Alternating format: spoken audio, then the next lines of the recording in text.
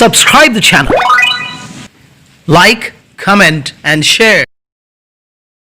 Hello dear students, I welcome you again on my YouTube channel with this very sensitive and very important chapter from the viewpoint of life, written by Suzanne Hill, and this is the chapter from Vistas and it has also a quiz link for you. आज हम लोग छठा chapter पढ़ने जा रहे हैं Vistas का, जिसका नाम है on the face of it, जिसे लिखा है सुजैन हिल ने। और आप इसमें जीवन से लड़ना सीखेंगे, कैसे अपनी कमजोरियों को ओवरकम करते हैं हम लोग, इसके बारे में यह बहुत अच्छी कहानी है और एक प्ले के फॉर्म में है, एक नाटक के फॉर्म में है।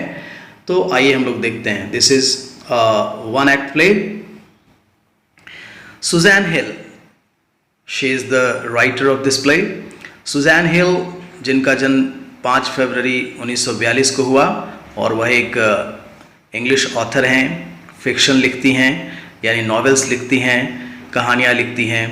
उनके नॉवेल्स में the women in black, the mist in the mirror and I am the king of the castle, जिनके लिए उनको समरसेट मॉम अवार्ड मिला 1971 में। She was appointed commander of the order of the British empire, इसीलिए उनको CBE के नाम से भी जाना जाता है। In 2012 birthday honours for services to literature, उनको लिटरेचर के सर्विसेज के लिए ऑनर मिला, बर्थडे ऑनर। इस प्ले का कॉन्टेक्स्ट क्या है? This is a play which deals with a friendship between a young boy of acid burn face of complex feeling and a lame old man who changes his thinking about life completely with his practical approach towards life. इस कहानी में दो लोगों की दोस्ती की कहानी है, जिसमें एक यंग लड़का है, 14 साल का है, उसका चेहरा एसिड से जल गया है किसी दुर्घटना में, जो कि जटिल सोच का शिकार हो गया है, और एक लंगड़े व्यक्ति से मिलता है। कैसे वह लंगड़ा व्यक्ति उसके जीवन को पूरी तरह से बदल देता है अपने व्यावहारिक सोच से, और वह कैसे बदल जाता है, उसकी ये पूरी कहानी है। इसके कैरेक्टर्स जो हैं, फर्स्ट कैरेक्टर है डेरी, अ बॉय ऑफ 14, जिसका चेहरा जला हुआ है, अगली दिखता है, अकेला है, निराशावादी सोच का है, पेसिमिस्टिक है, suffered from severe negative complexes, नकारात्मक सोचों से भरा हुआ, जटिल सोचों से भरा हुआ, गुस्सा है, फ्रस्ट्रेशन है, अकेला रहता है, विथड्रॉन, दूसरों से छुप कर रहता है, इंट्रोवर्टेड, अंदर ही अंदर घुटता है यानी अंतर्मुखी है, उसका कॉन्फिडेंस बहुत लो है, और सेल्फ पिटी यानी खुद पर उसे दया आती है, suspicious of the intent of others, और दूसरों के बारे में कुछ ना कुछ सोचता रहता है कि लोग क्या सोचते होंगे उसके बारे में। मिस्टर लैम, जो कि उसका लाइफ चेंजर है, an old man with a tin leg, उसका एक पैर जो है वो टिन का बना हुआ है।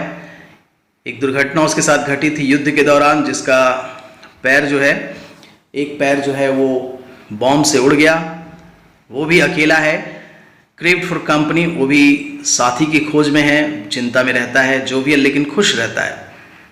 आशावादी है, लवर ऑफ नेचर, प्रकृति का प्रेमी है, सामाजिक व्यक्ति है, आउटगोइंग यानी जिसकी बातें साफ साफ समझ में आती हैं, सहिष्णुता उसके अंदर है, टॉलरेंट है, सहायक है, हेल्पफुल है, सेंसिटिव है, संवेदनशील है, और आज़ाद सोच का व्यक्ति है। Didn't mind children calling him Lemmy Lamb और पिकिंग द क्रैब एप्पल्स, और जब बच्चे उसे लंगड़ा लैम कहते हैं तब भी उसे बुरा नहीं लगता, क्योंकि वह सच्चाई जानता है कि वह लंगड़ा है, और वह पके हुए सेवों को चुनता है। Dairies mother, she is the last character, dairy की माँ है, जिससे डेरी अंत में मिलता है और इस नाटक में दिखाई पड़ती हैं वो। Theme of the play, play का थीम क्या है? ये डील करता है problem of the disabled people, उन लोगों के बारे में जो फिजिकली चैलेंज्ड हैं, दिव्यांग हैं, और यह मियरली इनकरेजिंग वर्ड्स, कैसे जब किसी को हम उत्साहित करते हैं तो एक छोटे से शब्द से कैसे उसको उत्साहित कर देते हैं, और द इनकरेजिंग वर्ड्स में चेंज आवर टेंस्ड फीलिंग्स, और हमारे कैसे सोच को बदल देती हैं ये चीज़ें।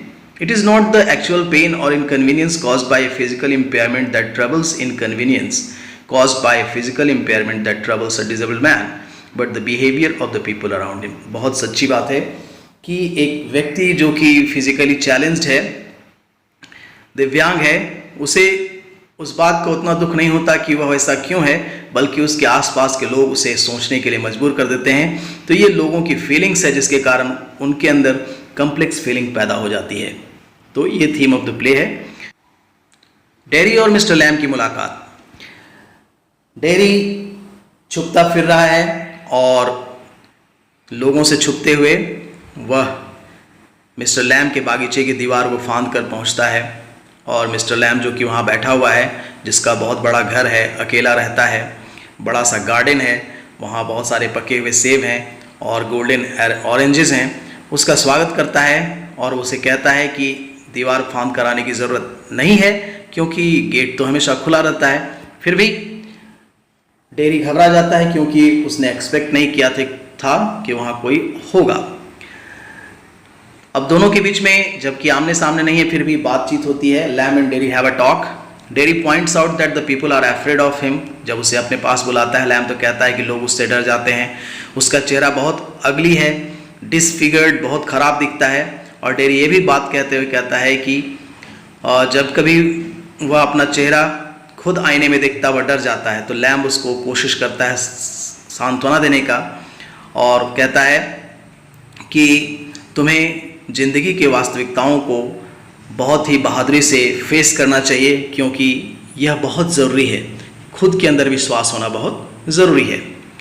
लैम कन्विंस करता है उसको अपने पास आने के लिए।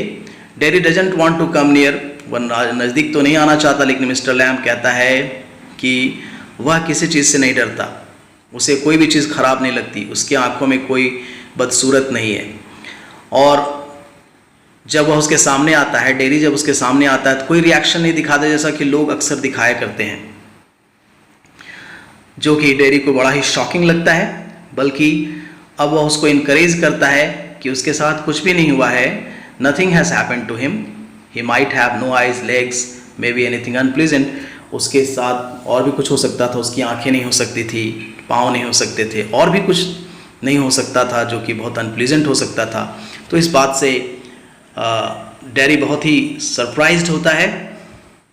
Examples of Lamb. अब लैम उसे कन्विंस करता है, समझाने की कोशिश करता है। वो पॉइंट आउट करता है कि there is no difference between a flower plant and weeds, की फूलों के पौधे और खरपतवारों में कोई अंतर नहीं होता, सारी चीज़ें लिविंग बीइंग हैं और वो एक जैसे बड़ी होती हैं।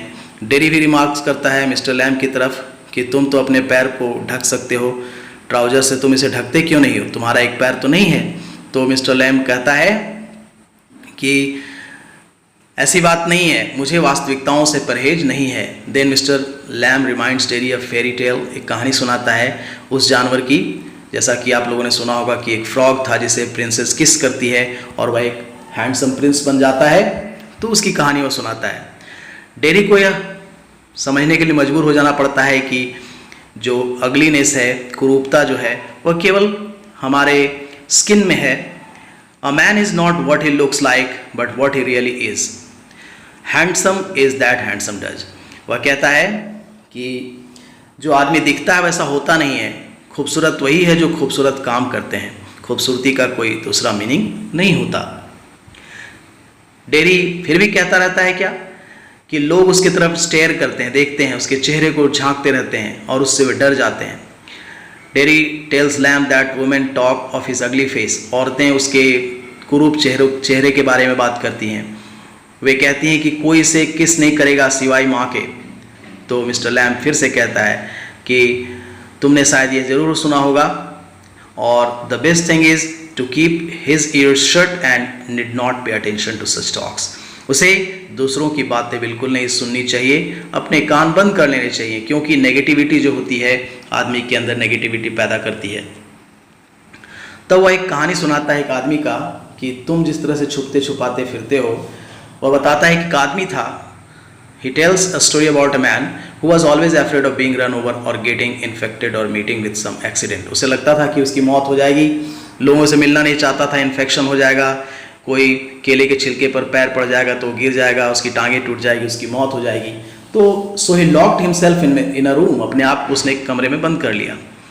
तब एक दिन उसके कमरे में ही, अपने घर में ही एक पिक्चर जो टंगी हुई थी उसके सिर पे गिर जाती है और उसकी मृत्यु हो जाती है। तो nobody can run away from death, मृत्यु से कोई नहीं भाग सकता, रियलिटी से कोई नहीं भाग सकता, यह उसे समझाता है।